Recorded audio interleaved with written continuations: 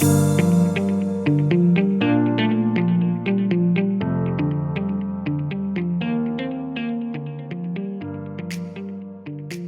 to Grover Center's Conversations on the Street, a Shelby County bicentennial podcast project hosted by Grover Center and recorded in its exhibit, The Streets of Old Shelby. Over the course of this next year, we'll be taking a look at the fabric of Shelby County, how our past informs our present, and what legacy means to different people. Each episode will examine our historical events and figures, as well as contemporaries on the chosen topic through conversational interviews. At the end of each episode, we'll also be featuring musical selections from local musicians. This is Conversations on the Street, and we're so glad that we ran into you.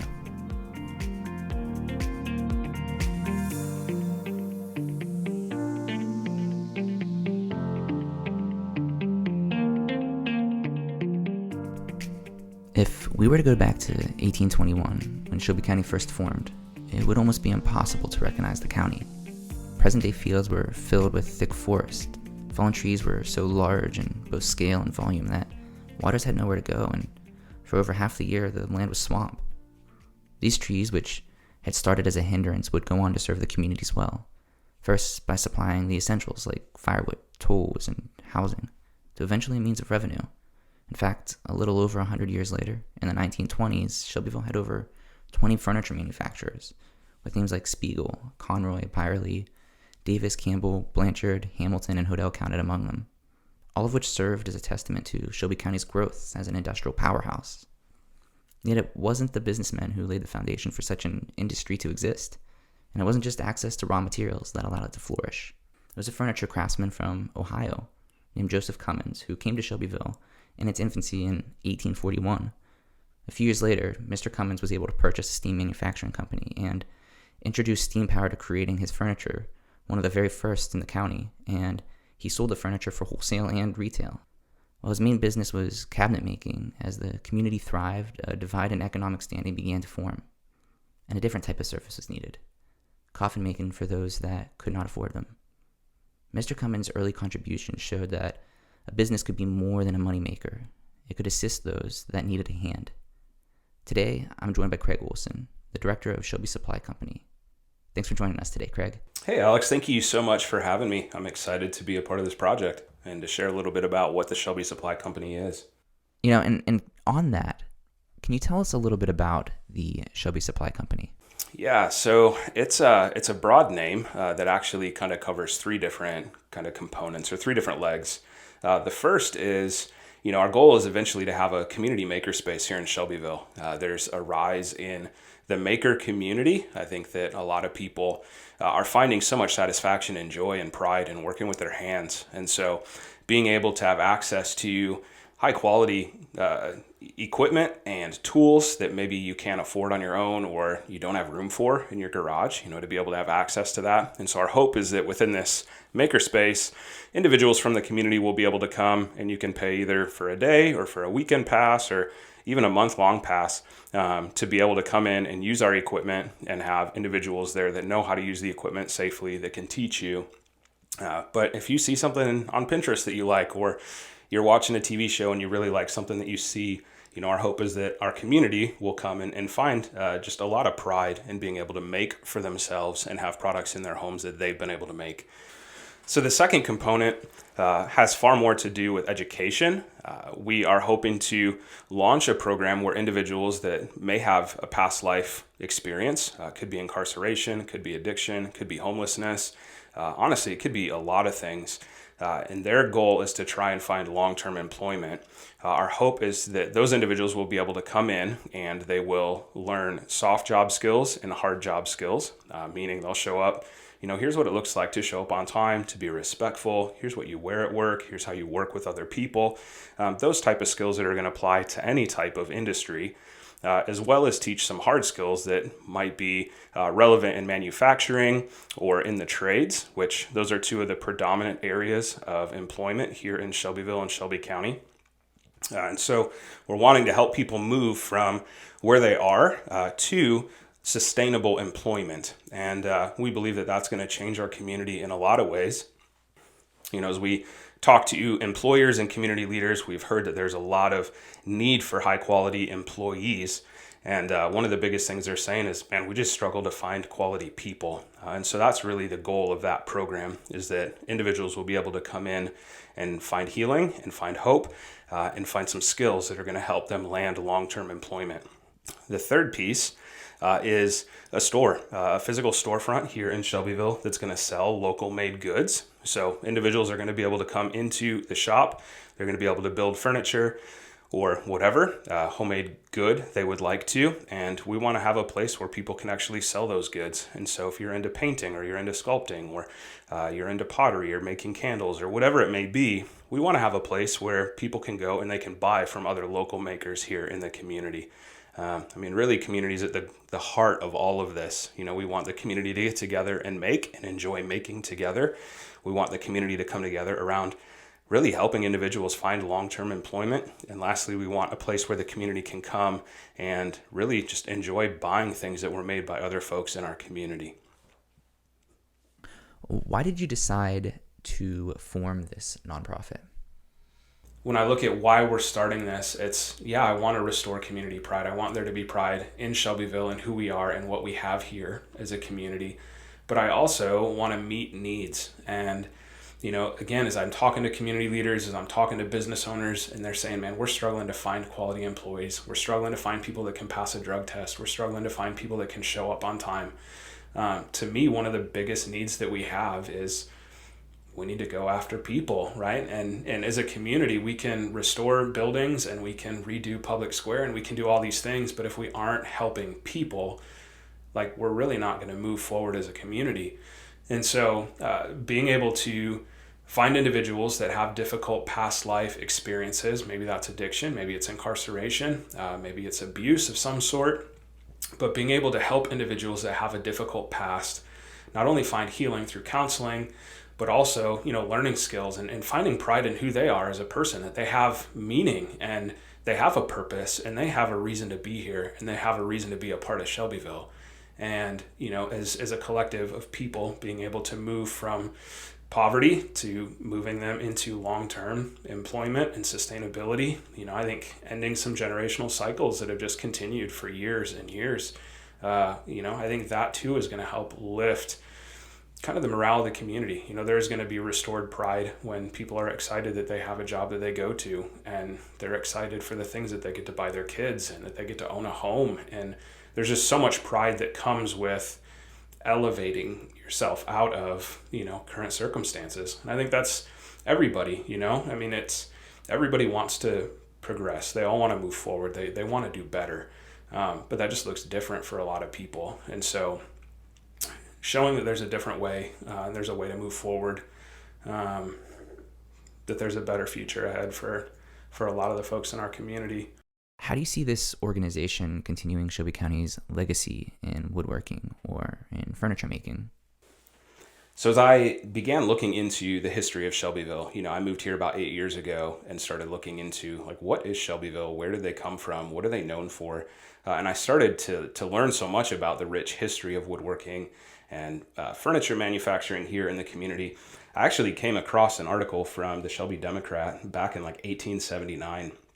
And in this small snippet, I just saw a pride in this place, in this community that I struggle to see on a regular basis. But it says the country in which Shelbyville is situated is one of the most favored regions on the American continent. The richness of the soil, the productiveness of its magnificent farms, its abundance of fine watercourses, and above all, the enterprise, thrift, and industry of its people, all conspire to make Shelby a county equaled by few and surpassed by none other in the world. And I think for me, I'm looking at that and I'm like, man, there was a lot of pride in the land that Shelbyville sits on. There was a lot of pride in the farms and what comes from the farms. There's a lot of pride in just the natural water sources that we have here. But above all, it was the people, right? It was the enterprise. It was the thrift. It was the industry of its people that made Shelby County a place surpassed by few. And as I moved into this community, there still is a rich history in manufacturing and industry. We have some of the largest, companies based out of Shelbyville that employ a lot of people in our community. And I think that that's still true today. I want to continue to bring pride to the people of our community, and I want there to be pride in what we create in our community. I think that furniture is something that no matter where you live, there's a need for it. And so I think today a lot of folks are starting to see that all the mass kind of manufactured goods, they just don't last. And so wanting to buy quality, just kind of this idea of buy once, cry once, it may cost you more up front, but you're going to have this piece for a long time. And so not only taking individuals and creating pride and restoring pride in the individuals that call this place home, but creating a phenomenal product that people are proud to have in their home. Every piece that comes out of the shop at the Shelby Supply Company is literally branded with the logo Shelby Supply Company, proudly made in Shelbyville, Indiana. And I want to see this history continue far into the future. How is this similar, and how is this different than Shelby County's past history with furniture making? Yeah, so when I look at a lot of these, big furniture companies, I mean, their brand was, we're going to create the best product that we can. And I think Shelby Supply, the goal is, we're going to create a quality product, but I want to create quality people. It's about the employees more than it is about the product. And I want there to be pride in what we create, and I want there to be quality craftsmanship. I want people to walk away with a table, with a bookshelf, with a headboard, with whatever we build for them. I want them to walk away incredibly proud that they own a piece of furniture made here in Shelbyville. But more than that, I want them to be pumped about the individual that built that furniture. That individual has a story, and that individual has a future, and that by investing in furniture at Shelby Supply Company, you're investing in the betterment of other people, not just a big company that's going to make money off of, the sale of that product. So to me, it's the mission of, let's raise people and let's invest in people, and we're going to do that by building furniture. With people as the core of your mission, what are the risks and what does success look like? I think that success is going to look different for every person, honestly. I think in America, we have kind of this status quo of, somebody that's successful makes X amount of dollars and has X amount of kids and lives in a house with a white picket fence. And, the more that I work with people, the more that honestly I've been able to experience by traveling just outside of the United States. There are a lot of people that live very differently than I do, and it doesn't mean that they're broken or that they live a broken life. It just means they live a different life. And so I think expecting everybody to look the same and live the same way and have the same standard of living that I do, that's not realistic, and that's not helpful. There's no point in looking down on somebody that lives differently than I do. In the same way, there's really no point to me looking up at people that live differently than I do. I think that that's one of the best parts of the community and in general, that there is diversity in how people live, what they value, what they put their money in, how they raise their kids, the way that their home looks, the way they decorate things. I think that to me, success with the Shelby Supply Company is moving people forward. And that could be a massive step. It could be a step of, man, I was homeless to now I'm a homeowner. It could be, man, I went from making $8 an hour at a job to now I'm making a livable wage. For some people, it could be, I went from never building anything ever to, man, I built a coffee table that's in my living room. I think that success it's going to change based on who it is that we're working with and where they're at in life and what that looks like. Like, to me, success is not everybody living the American dream. Success is different for everybody. And so if I'm going to stand here and say success looks this one way, I'm shorting so many people from the opportunity of moving forward. For some people, they might say my success is I went from renting a home to owning a home. That's a massive success, because I think when you own your home, you start to own the community that you're in. There's a sense of pride that comes with home ownership. Success for another individual might be, man, I'm going to help my kid go to college, and so being able to set aside funds and set aside resources to be able to help their kid pay to go to school, that could be a form of success. Landing a full-time job could be success for an individual. And how does that a diverse array of what successes are for individuals, how does that add to the community you're hoping to cultivate?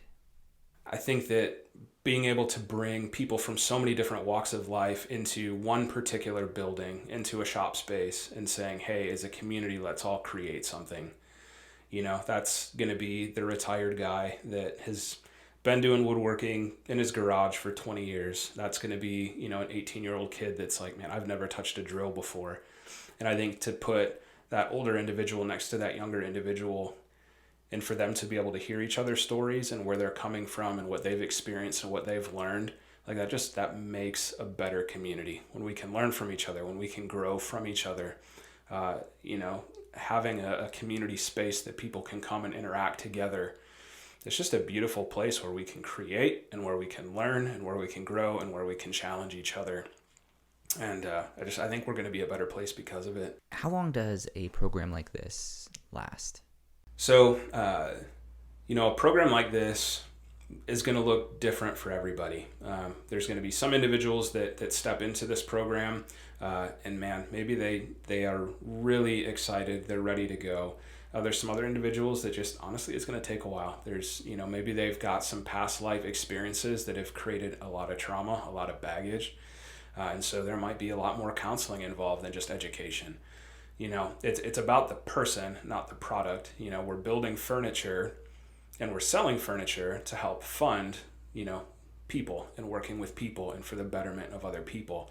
And so we could have some individuals that are in a program like this for a year. We could have some that are in it for a couple years, but I think long term, the investment that we're going to make, it's far more than just one person's lifetime. I think this is honestly just generational change. It's moving a family, it's moving descendants, it's moving our community in a better direction long term. And so it's not going to be a quick fix. It's not going to be a 3-month and you're done. It's definitely going to take time.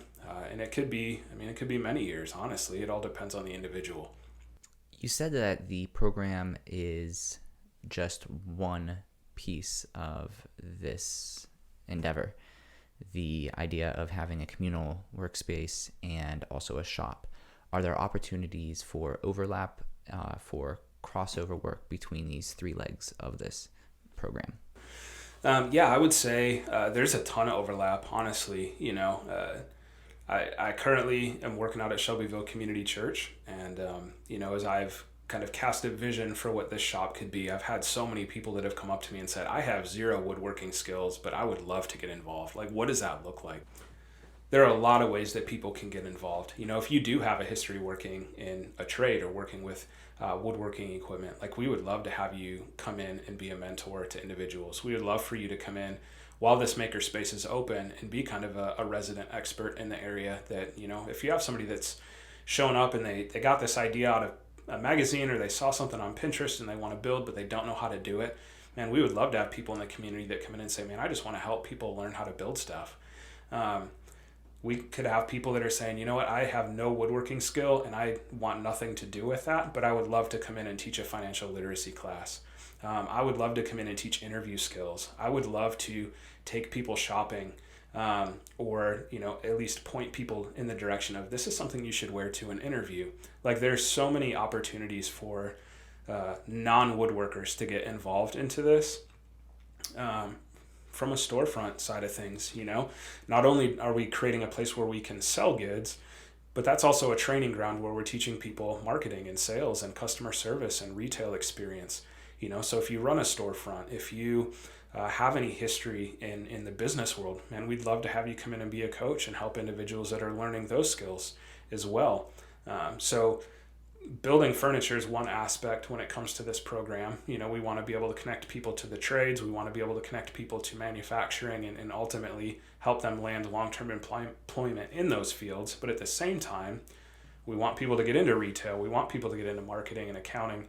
And so really it's a multifaceted training ground, where we're able to help give people some job skills. And I mean, honestly, this is kind of a modern day apprenticeship style program. It is really what it boils down to.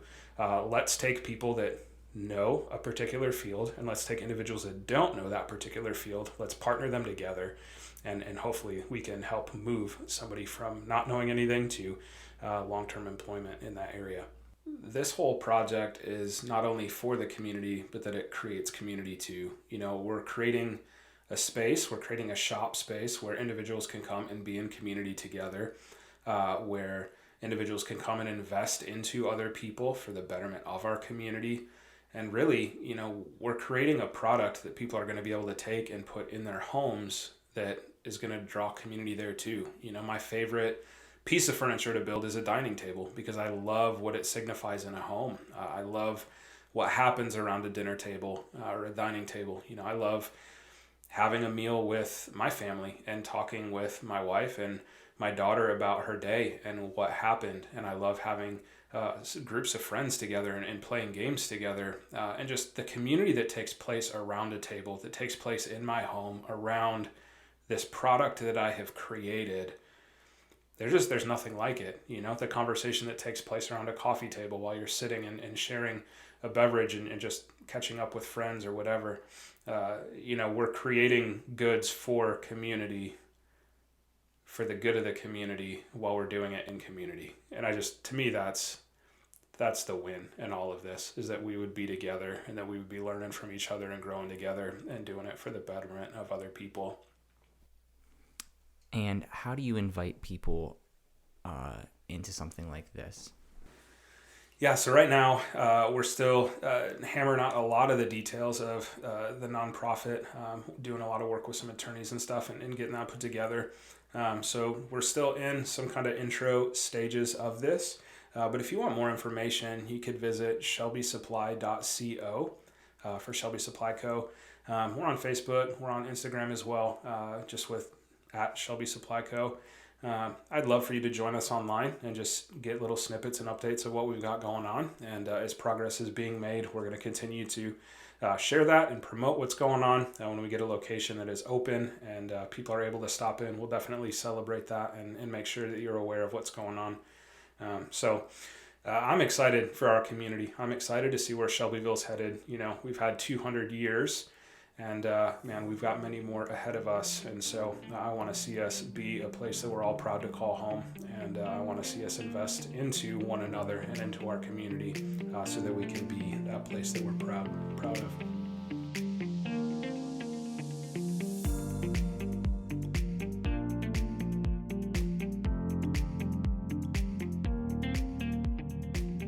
Established in 2018, Encomium Ensemble is a 3-member group based in the central Indiana area that plays a unique blend of music focused on the style of early music. Using a variety of instruments, they play songs from all over the world, some of which date back to the 1500s, and one song can even find its origins in the mid-500s. The word encomium itself has historic roots. A Latin word derived from Greek, it refers to a speech or piece of writing that praises someone or something highly.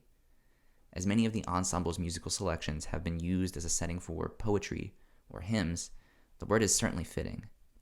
Encomium Ensemble will be performing Haydn and Mayence, as well as L'Ostio and Seasons, all of which are from the 1821 publication The Seraph, as the publication was a mix of psalm tunes, hymns, and anthems compiled around Shelby County's start. We can imagine those living then listening to the very music Encomium Ensemble is performing here.